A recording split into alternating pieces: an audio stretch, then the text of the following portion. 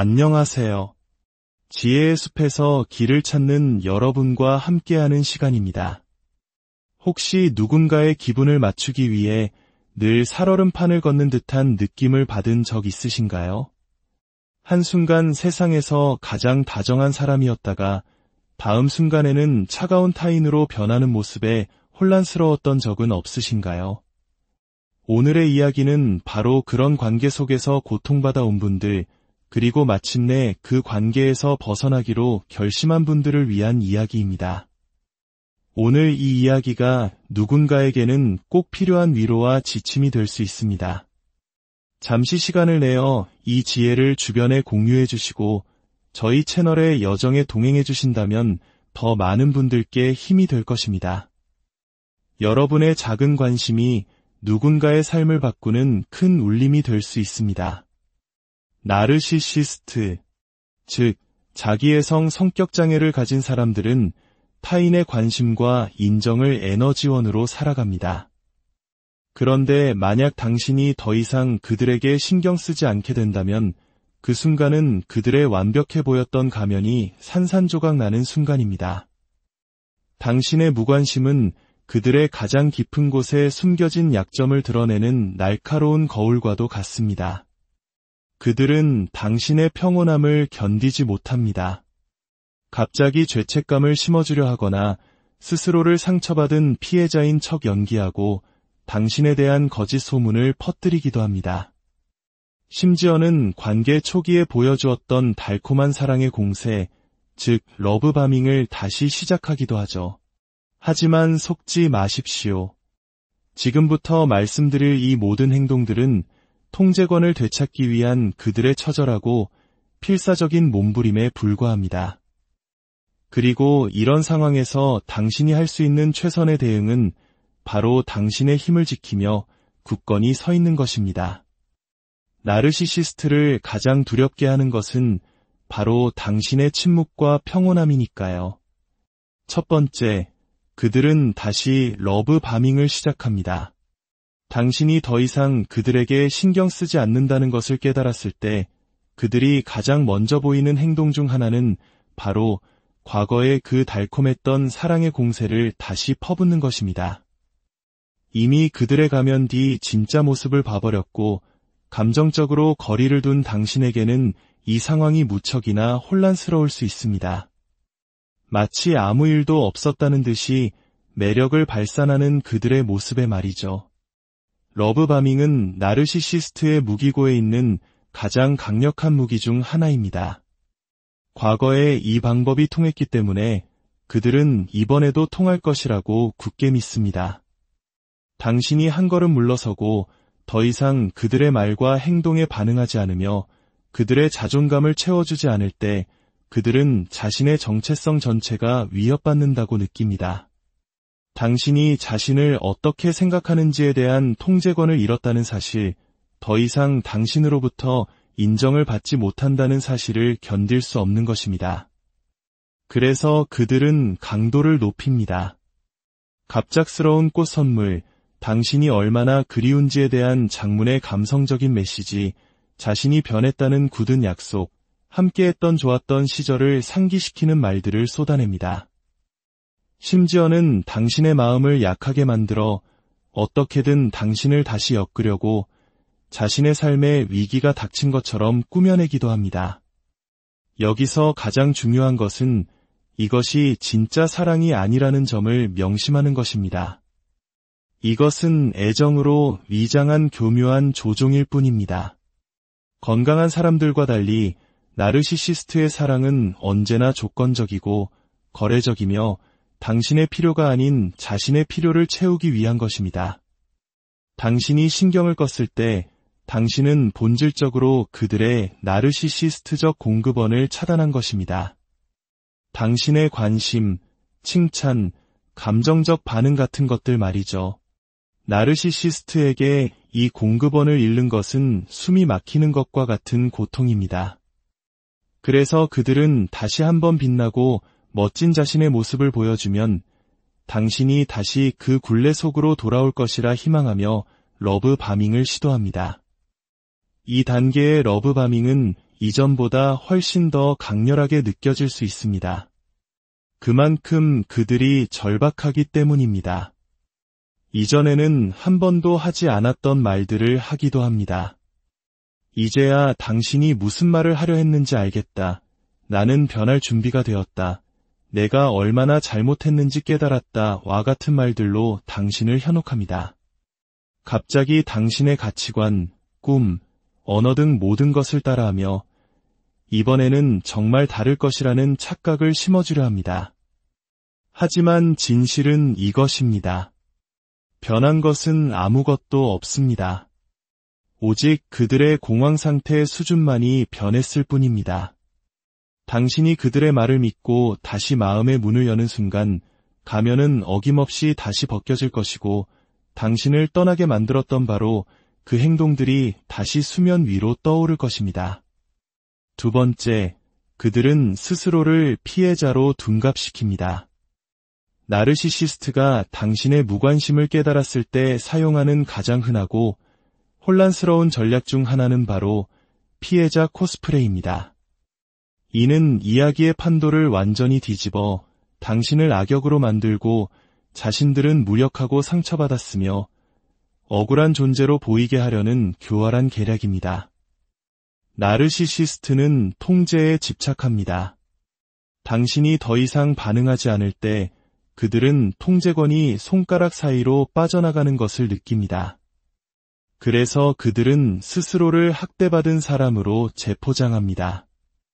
당신이 그 관계 속에서 얼마나 많은 것을 인내했는지 생각하면 이 상황은 정말 기가 막힐 노릇입니다. 갑자기 그들은 눈물을 흘리며 주변 모든 사람에게 당신이 얼마나 잔인했는지 이야기하고 당신 없이는 자신들이 망가져 길을 잃은 것처럼 행동합니다. 그들은 주변의 친구나 가족에게 당신이 가장 필요할 때 자신을 버렸다고 말하거나 당신이 자신에게 정서적 학대를 가했다고 주장할 것입니다. 관계를 위해 모든 것을 바쳤지만 아무것도 돌려받지 못한 사람으로 스스로를 그려냅니다. 이 전략은 여러 목적을 가집니다. 첫째, 동정심을 얻습니다. 둘째, 다른 사람들을 당신에게서든 돌리게 만들어 당신을 고립시킵니다. 셋째, 당신이 스스로를 방어하고 대응하도록 압력을 가합니다. 이것이 바로 그들이 원하는 것입니다. 피해자 역할을 함으로써 그들은 당신을 다시 감정의 소용돌이 속으로 끌어들이려 합니다. 당신이 죄책감을 느끼면 그들은 여전히 당신을 조종할 기회가 있다고 생각합니다. 심지어 그들은 당신과는 아무 관련 없는 과거의 트라우마나 어려움을 들먹이며 당신이 마치 연약하고 도움이 필요한 사람을 버리는 것처럼 느끼게 만듭니다. 이것은 그들의 진정한 감정의 반영이 아닙니다. 이것은 당신과 당신 주변의 모든 사람을 조종하기 위한 계산된 움직임입니다. 분노가 치밀고 불공평하게 느껴질 수 있습니다. 특히 다른 사람들이 그들의 말을 믿을 때 더욱 그렇습니다. 그렇기 때문에 절대 휘말리지 않는 것이 중요합니다. 당신이 더 항의할수록 그들은 당신의 반응을 자신들의 주장을 뒷받침하는 증거로 예곡할 것입니다. 침착함을 유지하고 당신의 진실 위에 굳건히 서십시오. 말이 아닌 행동으로 보여주십시오. 그들의 피해자 행세는 당신이 신경을 끄면서 잃어버린 통제권을 되찾기 위해 쓰는 또 다른 가면일 뿐입니다. 세 번째, 그들은 당신의 평판을 파괴하는 스미어 캠페인을 시작합니다. 피해자 행세와 함께 혹은 그보다 더 심하게 나타나는 행동이 바로 당신의 평판을 깎아내리기 위한 중상모략, 즉 스미어 캠페인입니다. 이것은 그들이 적극적으로 당신의 평판을 파괴하기 위해 나서는 것을 의미합니다. 그들은 당신에 대한 거짓말을 퍼뜨리거나 반쪽짜리 진실을 악의적으로 예곡하거나 심지어 당신이 비밀스럽게 털어놓았던 개인적인 이야기를 맥락 없이 폭로하기도 합니다. 이 행동은 지독하게 잔인하지만 나르시시스트에게는 완전히 예측 가능한 행동입니다. 그들은 당신이 상처 없이 떠났다는 사실을 용납할 수 없습니다. 그래서 다른 사람들이 당신을 문제 있는 사람으로 보게 만들어 당신을 벌주려 합니다. 그들의 마음속에서는 충분히 많은 사람들에게 당신이 나쁜 사람이라고 설득할 수만 있다면 자신의 우월감이 입증되고 당신이 그들에 대해 폭로할지도 모르는 모든 말들의 신빙성을 떨어뜨릴 수 있다고 믿습니다. 그들은 당신의 친구, 가족, 직장 동료에게 연락하거나 소셜미디어에 글을 올려 당신을 부정적으로 묘사할 수 있습니다. 특히 나르시시스트는 다른 사람들에게 매력적이고 합리적인 사람으로 보이는데 능숙하기 때문에 그들의 거짓말은 그럴듯하게 들릴 수 있습니다. 그들은 당신을 불안정하고 이기적이며 불충실하거나 학대적이라고 비난할 것입니다. 본질적으로 자신의 결점을 당신에게 투영하는 것입니다. 목표는 당신을 고립시키고 당신의 지지 시스템을 무너뜨리며 당신이 격하게 반응하도록 유도하여 그것을 당신에게 불리한 추가 증거로 사용하는 것입니다. 사랑하는 사람들이 이런 거짓말을 믿는 것을 보는 것은 믿을 수 없을 만큼 힘든 일입니다. 하지만 가장 효과적인 방법은 당신의 진실성을 유지하고 그들의 드라마에 휘말리는 것을 피하는 것입니다. 시간이 지나면 그들의 말과 행동의 불일치, 그리고 교묘한 조종술은 스스로 드러나게 마련이고 사람들은 진실을 보기 시작할 것입니다. 기억하십시오. 스미어 캠페인은 당신에 관한 것이 아닙니다. 그것은 당신을 깎아내림으로써 통제력을 유지하고 자신들의 연약한 자아를 보호하려는 그들의 발버둥일 뿐입니다. 네 번째, 그들은 통제 불가능한 분노를 터뜨립니다. 당신의 무관심은 그들의 연약한 자아에 깊은 상처를 입힙니다. 나르시시스트에게 무시당하거나 거부당하는 것은 실존적 위협처럼 느껴집니다. 그들은 자신의 존재 가치를 타인의 반응에 의존하기 때문입니다. 당신이 진정으로 그들에게서 벗어나 더 이상 그들의 조종에 반응하지 않는다는 것을 감지하면 나르시시스트적 상처라고 불리는 극심한 거부감과 굴욕감이 촉발됩니다. 이 상처에 대처하기 위해 그들은 분노로 폭발합니다. 이 분노는 소리를 지르거나 욕설을 하거나 이협을 가하는 등 다양한 형태로 나타날 수 있으며 경우에 따라서는 신체적 공격성으로 이어지기도 합니다. 때로는 더 미묘하게 수동 공격적인 발언을 하거나 문을 쾅 닫거나 당신에게 중요한 것을 망가뜨려 반응을 유발하기도 합니다. 그들의 목표는 단순히 좌절감을 표출하는 것이 아닙니다. 당신의 평온함을 깨뜨리고 다시 그들과 엮이게 만드는 것입니다. 당신의 무관심은 통제력의 상실처럼 느껴지고 분노는 당신을 위협하거나 죄책감을 느끼게 만들어 그 통제권을 되찾으려는 필사적인 시도입니다. 이러한 분노 폭발은 당신이나 당신이 잘못한 어떤 것에 대한 것이 아닙니다. 그것은 나르시시스트의 내적 혼돈과 원하는 것을 얻지 못했을 때 감정을 조절하지 못하는 무능력의 반영일 뿐입니다. 다섯 번째, 그들은 침묵이라는 무기를 사용합니다. 분노와는 정반대처럼 보일 수 있지만 침묵 역시 당신을 벌주고 통제권을 되찾기 위한 동일한 목적을 가진 무기입니다. 그들이 침묵할 때 그것은 당신이 무언가 잘못했고 화해를 위해 당신이 자신들을 쫓아와야 한다는 메시지를 보내는 것입니다.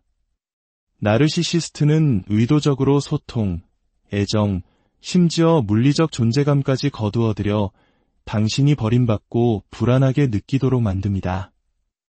그들은 무시당하는 것의 불편함이 당신으로 하여금 결국 스스로의 경계를 허물고 연락을 취하게 만들 것이라고 기대합니다. 침묵은 건강한 대화의 기회를 원천적으로 차단하고 당신을 무력하고 혼란스럽게 만들기 때문에 명백한 정서적 학대입니다.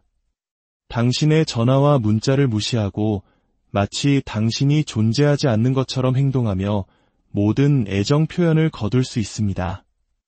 이는 예고 없이 찾아와 몇 시간, 며칠, 심지어 몇 주 동안 지속될 수 있습니다.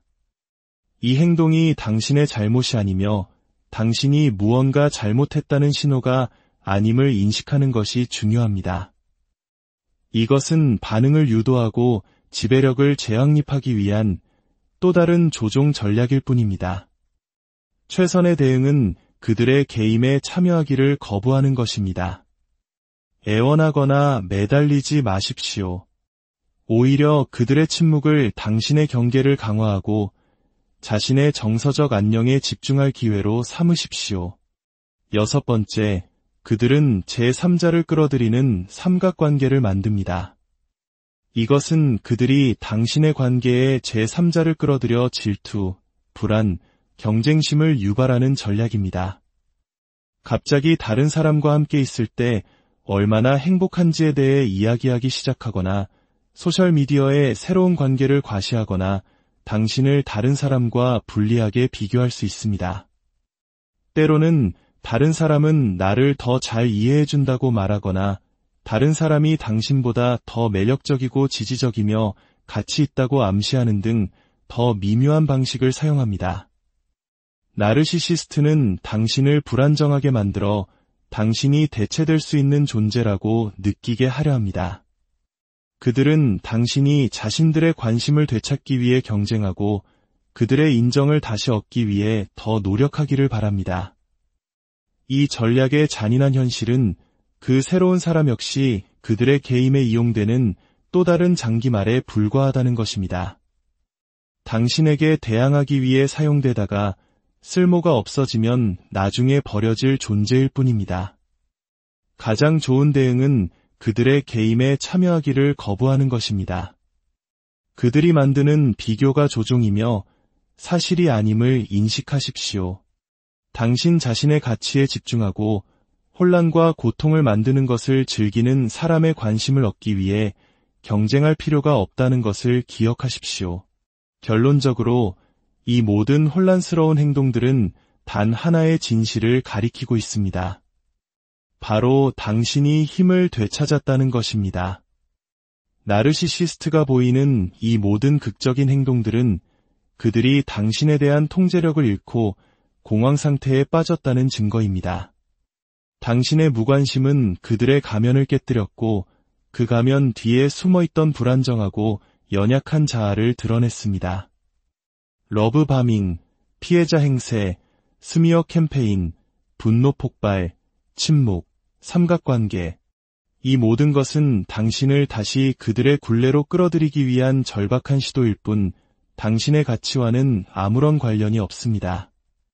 흔들리지 마십시오. 당신의 평온함을 지키십시오. 당신의 침묵은 나약함이 아니라 당신이 스스로를 얼마나 존중하는지를 보여주는 가장 강력한 선언입니다. 이 길고 힘든 터널의 끝에는 분명 평온하고 건강한 당신의 삶이 기다리고 있습니다. 당신은 혼자가 아니며 당신의 진실은 그 어떤 거짓보다도 강합니다. 오늘 이야기가 여러분의 삶의 작은 등불이 되기를 바랍니다.